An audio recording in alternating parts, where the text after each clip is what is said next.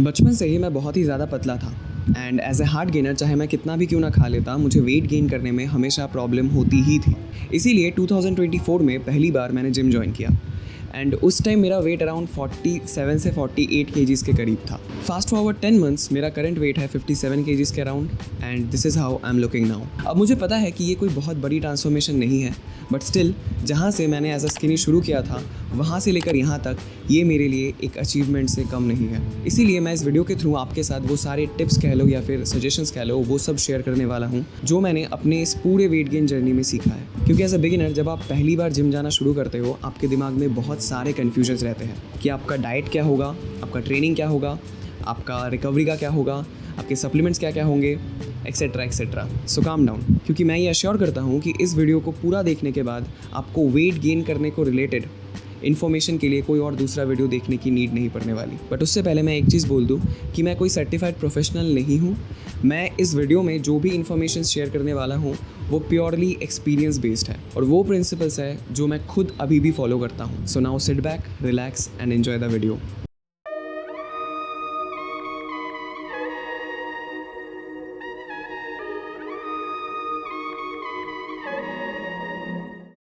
So here comes my first step. चाहे आप weight gain कर रहे हो या फिर वेट लॉस कर रहे हो, दोनों ही ट्रांसफॉर्मेशन में न्यूट्रिशन का रोल बहुत ज़्यादा इंपॉर्टेंट है। अगर आपको वेट गेन करना है उससे पहले आपको एक टर्म के साथ फेमिलियर होना होगा, विच इज़ मेंटेनेंस कैलोरीज। अब ये मेंटेनेंस कैलोरीज होते क्या है, इसको हम एक सिंपल वे में समझने की कोशिश करते हैं। मेंटेनेंस कैलोरीज वो कैलोरीज होते हैं जिनको कंज्यूम करने के बाद आपका वेट ना ही बढ़ता है और ना ही घटता है, वो एक लेवल पर मेंटेन रहता है। अब हर एक इंडिविजुअल के लिए ये मेंटेनेंस कैलोरीज एक्टिविटी लेवल और कुछ अदर फैक्टर्स के ऊपर डिपेंड करके डिफरेंट होता है। क्वेश्चन इज, आपको आपके मेंटेनेंस कैलोरीज के बारे में कैसे पता चलेगा? उसके लिए आप गूगल पे जाकर मेंटेनेंस कैलोरी कैलकुलेटर सर्च कर सकते हो। नाउ उस कैलकुलेटर में अपना height, weight, age, activity level ये सब फिल करने के बाद आपको आपके मेंटेनेंस कैलोरीज के बारे में एक रफली आइडिया मिल जाएगा। अब अगर आप इस मेंटेनेंस कैलोरीज से ज़्यादा कैलोरीज कंज्यूम करोगे तो आपका वेट गेन होगा एंड अगर आप इन मेंटेनेंस कैलोरीज से लेस कैलोरीज कंज्यूम करोगे तो आपका वेट लॉन्ग टर्म में लॉस होगा।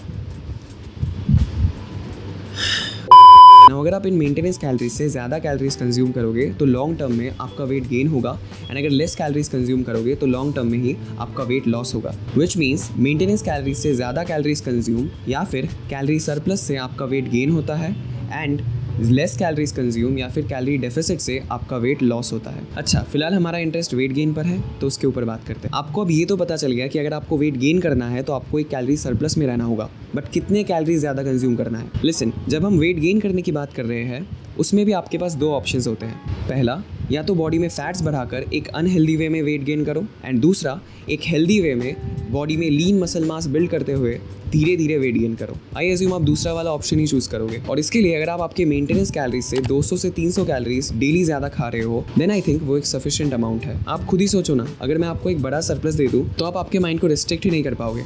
आप सोचोगे क्या यार, मैं तो एक कैलोरी सरप्लस में हूँ, मैं कुछ भी जंक फूड अनहेल्दी खाना खा सकता हूँ। एंड उससे आप क्या करोगे? आप एक डर्टी बल्क कर लोगे जिसमें आपके बॉडी में मसल से ज़्यादा फैट्स ही बढ़ जाएंगे। That's why I think first option he better है। अब मैंने आपको जो भी कैलोरीज के नंबर्स बताए वो मेरे लिए वैलिड है, बट अगर 1 से 2 हफ्तों के बाद ये सारे कैलोरीज कंज्यूम करने के बाद भी आपका वेट सेम ही रहता है देन आप आपके कैलोरी इंटेक को 100 कैलोरी से वापस बढ़ाओ। आपका एंड गोल ये होना चाहिए कि at the end of the month आप 500 ग्राम से 1 kg तक अप्रॉक्स वेट गेन कर रहे हो।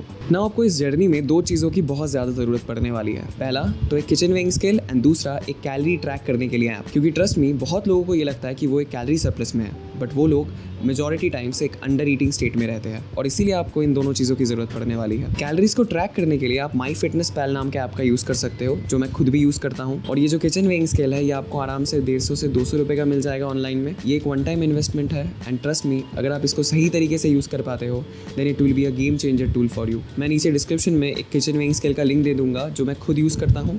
आप चाहे तो वहाँ से जाकर परचेज कर सकते हैं टू सपोर्ट मी। अब आप जो भी खा रहे हो उसे ट्रैक करना शुरू करो। लेट्स से आप चावल खा रहे हो, देन उस चावल को पहले वे करो देन खाओ और फिर उस अमाउंट को जाकर MyFitnessPal पे एंटर करो। इससे आपके पास एक ट्रैक रहेगा कि at the end of the day आपने कितने टोटल कैलोरीज कंज्यूम किए। Now let's move to the second tip, training कैसे करना है। बट उससे पहले ये भी जानो ट्रेन करने से एक्चुअली मसल ग्रोथ होता कैसे है। जब आप डेली जिम जाते हो एंड आपकी बॉडी हेवी लिफ्ट करना शुरू करती है, तब आपके मसल पर एक एक्स्ट्रा स्ट्रेस एक्यूमुलेट होना शुरू होता है और मसल में एक सिग्नल जाता है कि हाँ, मुझे अब ऐसे हेवी वेट्स डेली लिफ्ट करने हैं। इसीलिए मसल इस वर्क को और ईजी बनाने के लिए एसेंशियल अमीनो एसिड्स या फिर आसान शब्दों में कहूँ तो प्रोटीन का यूज करता है नए मसल टिश्यूज को बिल्ड करने के लिए, जिससे मसल का साइज इंक्रीज होता है।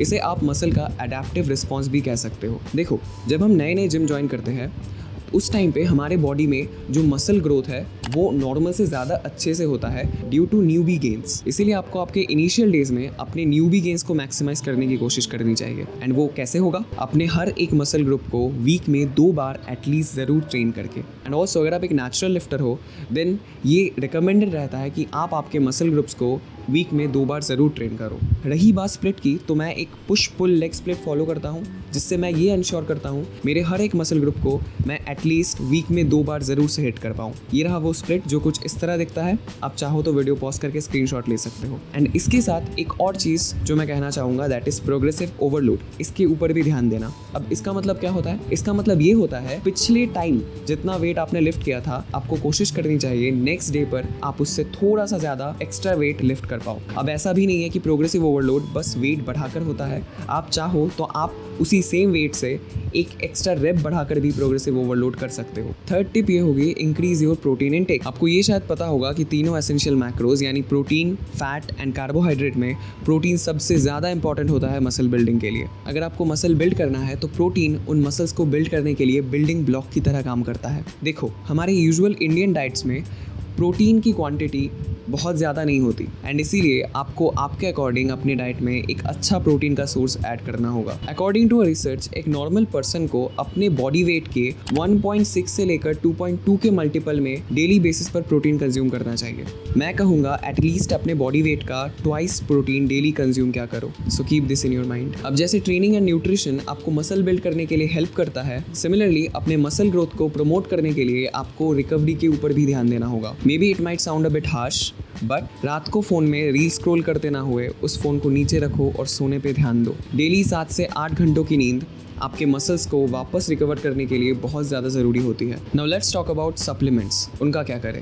देखो, एज अ बिगिनर आपको अभी फ़िलहाल सप्लीमेंट्स के पीछे भागने की कोई ज़रूरत नहीं है। इनिशियल डेज पे घर के खाने का यूज़ करके अपने डेली कैलोरी इंटेक और प्रोटीन इंटेक को पूरा करने पे ध्यान दो। देन उसके बाद अगर आपको जिम में 1 से 2 महीने हो गए, फिर मैं जो आपको सप्लीमेंट्स रिकमेंड करना चाहता हूँ प्रेफरेंस वाइज वो कुछ ये है। टॉप जो सप्लीमेंट है जो आपको लेना चाहिए दैट इज़ क्रिएटिन। क्रिएटिन सबसे ज़्यादा वेल रिसर्च सप्लीमेंट है जो कंज्यूम करने में सेफ भी है एंड आपके मसल ग्रोथ को प्रोमोट भी करता है। सेकेंड इज़ एक वे प्रोटीन पाउडर।